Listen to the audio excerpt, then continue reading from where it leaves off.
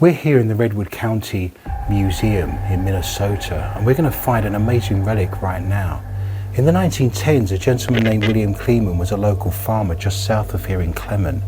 He allegedly killed his entire family with an axe. He killed his 4 children. One of them was a baby of only 3 months old. He also killed his wife with the axe. He had no history of depression, no history of mental illness. He was seen to be a very cheerful guy with no money problems at all. He was then found hanging in the farm. I don't believe William Kleeman did the murder. He left a suicide note that said it was him that did it. And it sounded like the third person rather than it was me that did it. So I don't think he did this, but I'm going to show you now the weapon that killed that family, and we're going to put a K2 meter on that. We're going to be very respectful. We're going to run some equipment and see if he wants to come through and say that he was innocent or not. It's not very often that I get to access a murder weapon, such a murder weapon that caused one of the greatest massacres in Minnesotan and Midwest history. When I first picked this axe up many years ago, it felt very buzzy.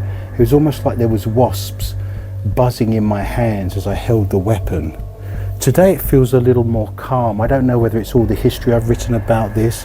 I don't know whether it's all of the talks and conversations I've had with the Kleemans and the family and the gentleman that allegedly committed the murder, but it feels very benign at the moment compared to when I first picked this up and could feel everything that's going on. I'm going to place this on the bed. I'm going to put a K2 meter on here so we can have a look to see if there's any energy that's emanating from that. And I'm just going to keep this close by. I think I'm going to run a ghost box, and we'll see if William wants to come through and if he has any comments to make on the murder or whether he wants to protest his innocence. And already I can see that that particular instrument, the K2 meter, is flickering there. I believe that you never committed this murder. I believe someone broke into the house, used the axe that was outside of the house, killed the family, and then they hanged you to make it look like you'd actually done this. And I think they may have stolen things out of the house and it was a robbery that had gone wrong. So first of all, tell me, yes or no, were you responsible for the deaths of your wife and your children, yes or no? Advertising will keep you ahead of the game. Contact our team. Starting today.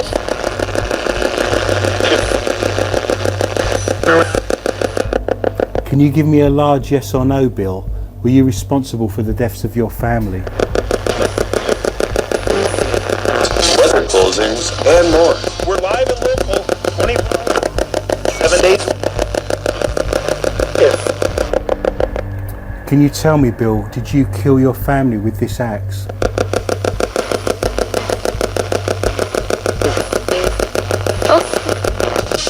Who do you think killed your family? Do you know?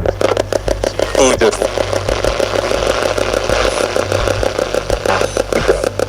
How many people were there? How many people attacked your family and then hanged you? Was there more than one? What was the number? And what's going on, at least. Another reason. Maybe try to control. Can you give me a number?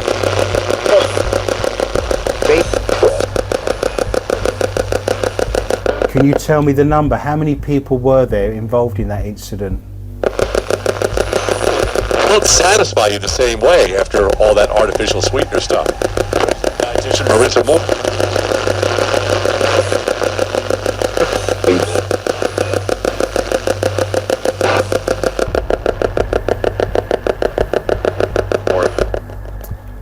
Bill, it's been rumoured that you were having an affair with the lady that was renting a room off you, that was the local school teacher, and her name was Ruth Snyder. Can you confirm that? Were you seeing Ruth Snyder? Wow, behind your wife's back. Your insurance needs lots of. Bill, did you have an affair with Ruth Snyder, the renter, yes or no? Definitely. Wow, he said yes. Just to confirm, are you telling me that you were in a romantic situation with Ruth Snyder, yes or no? Wow, there's a child coming through there and we are surrounded. We're in a room that's very creepy. that's actually hospital and dental implements. So there's a dentist chair, there's a nurse that's got a white sheet over her here because everything's closed, there's a bedpan. This is normally an area of the museum that's dedicated to medical treatment in the county, and it's incredibly creepy.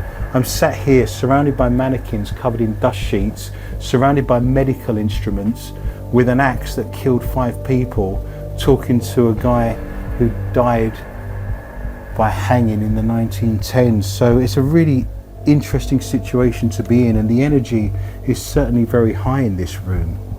I just want you to confirm for me, William, that you didn't kill your family, and I don't believe you did, and I believe that people broke in and did this and then hanged you to frame you. So just nice and clearly once more, so I can make a note of this, so I can write about this in my work and my research. William, did you kill your family, yes or no? My insurance brokers of Minnesota, Mike Firm. Yes or no? Did you kill your family? Yeah. A female voice said yes there, which is now very interesting. This contradicts everything that I would have thought. He's actually trying to come through and talk through me right now as well. Who's the lady? Is that your wife? Is that Maud coming through, or is that Ruth? Yes. Yes. So there's 2 women right now here.